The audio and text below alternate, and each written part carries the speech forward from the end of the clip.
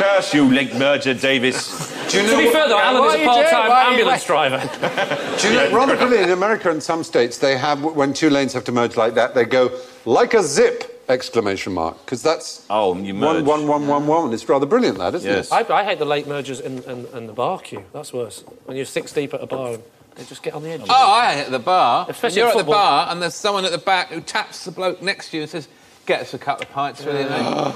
Or when you're at the bar and someone leans forward with money and they get served first just because they're on television. Yeah, I hate... Mr. Fry, go away, scum. Make way, make way. Lord Fry. Yes. Come for a port. Here he is, on his bicycle with his hockey stick. Make way. Make way, I say. Bottle here, Mr. Fry. Spoken. Clear that table. Get up, get out.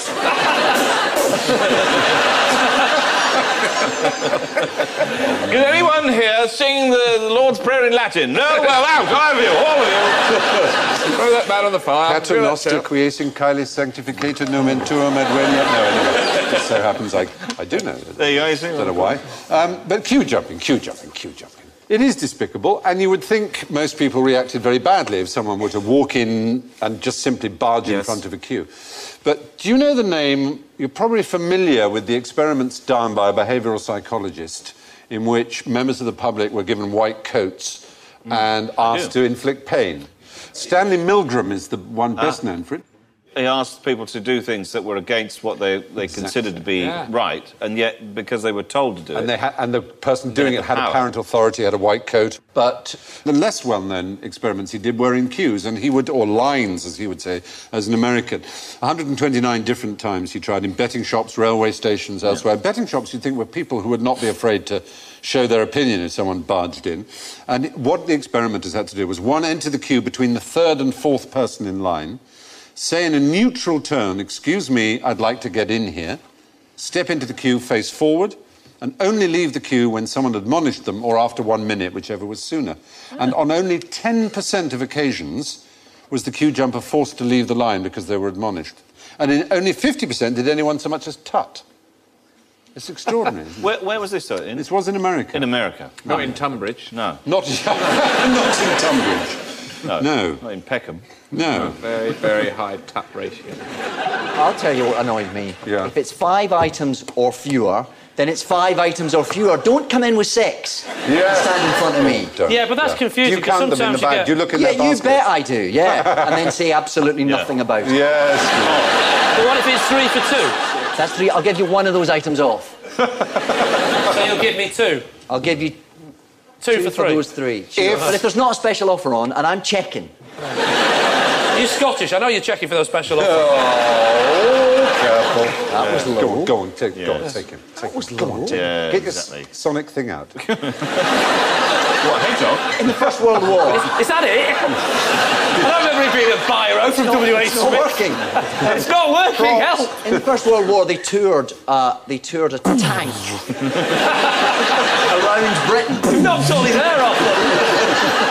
Don't wave it around. Easy with that. Whoa! In the First World War, they toured a tank around Britain. Yeah.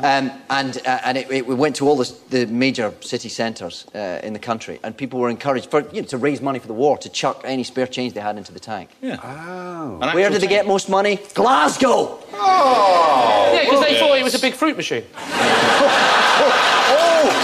He's bad. No, that's... He's bad. Look, I've won a soldier, Mummy! I've won a soldier! I thought it was a... Oh, he's gone again! He's gone again! Bandit. Yeah.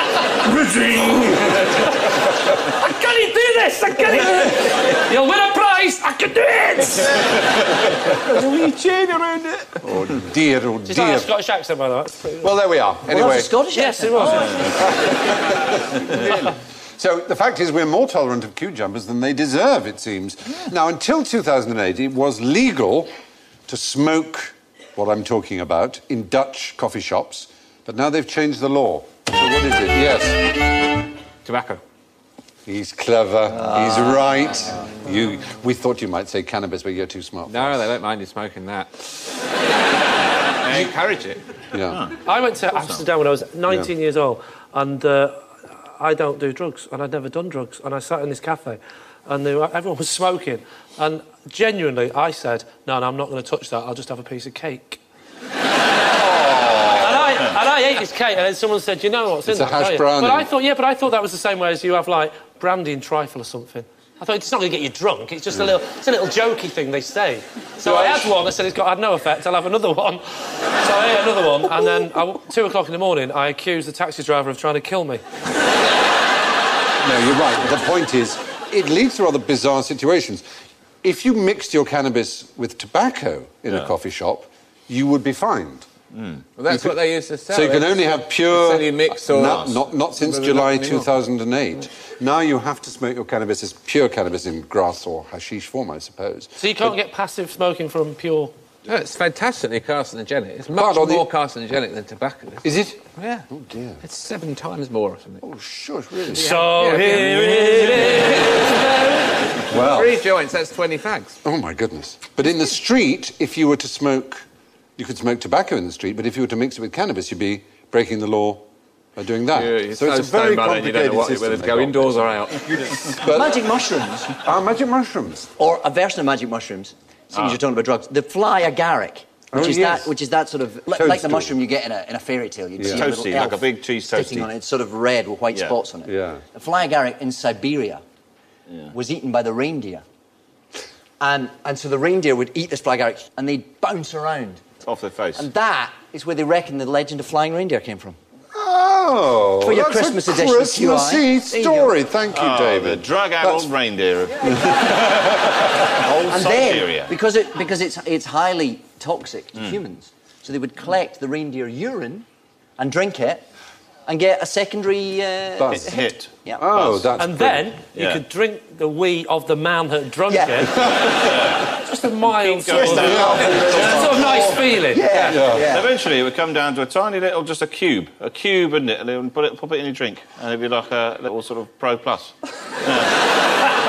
fabulous. We're actually going to move on to various forms of narcotic in a moment, but I'm just going to just finish off the smoking business. Now, tell me when smoking bans were first introduced into Europe. 3 years ago? 4 years ago? No, it's earlier than that. 5 years ago. Much earlier. You're thinking... I'm not an idiot. 10 years ago. What the hell? 15 years ago. Try 79 years ago. Almost. I've got an idea. 76. 79 years ago. Almost 79 years ago, yeah. You're the one that said it! Yeah, You can't say that. Try 79 years ago. 79 years ago. No, almost 79 years ago. I mean, that's the first time on the show. Cut me some slack. But if you rewind, you'll find I then corrected myself and said, no, actually make it 76 years ago. But that's all right. If only I could rewind. Yeah. 76 years. Well done, Alan. Very good. I hate this game. His experience, and it was the Nazis. It was the Nazis. The Nazis banned smoking. The Nazis, yeah, they had very strong The anti-smoking. more I hear about them, the less I Well, that's the final straw. Up until this point, I'd been prepared to I listen. could rationalise everything else. No, bans on smoking in public places, smoking advertising, restrictions on tobacco rations for women, and linking tobacco use with lung cancer. Hitler called tobacco the wrath of the Red Indian man against the white man for having been given hard liquor. He even suggested that Nazism might never have worked if he hadn't given up smoking. Was that crazy? It's true, though, isn't it? Because if you're doing that, you've got a fag in your hand, it's got less impact, doesn't it? You've got to put your fag in your mouth. Maybe that's how that started. He didn't like to smoke.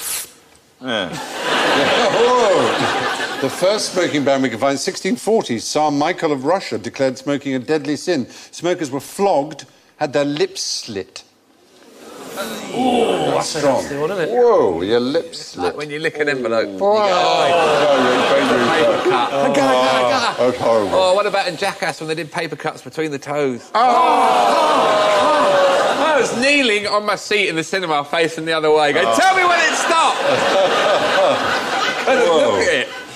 Sorry, do you go to see Jackass at the cinema? That's commitment. I don't mind watching it late at night when I'm coming from the pub. I wouldn't go to the cinema. There was a movie. Jackass the movie is the funniest film ever made. I prefer Jackass the novel. Jackass the ballet. Yes. Oh, they did. Oh, very amusing. I jumped in a trolley, I believe. Extraordinary. But it was James I of England and VI of Scotland who was the first real anti-smoking tyrant. He wrote a pamphlet called A Counterblast to Tobacco, which he damned it and double damned it. Well, he wasn't wrong. Fair enough. Yep, for being injurious to the eyes and the lungs and the nose and everything. He kind of spotted that it wasn't a good thing to do. I don't want to pick you up and be unspancy, but you can't damn it and double damn it, can you? You can damn it and triple damn it. Yeah, Sorry. that was his mistake, obviously. Oh, okay. Yeah. Chairman of the Pedantic Society. I believe... Vice Chairman, actually. Yes, exactly. Do you know... Very good. God bless you, you knew that.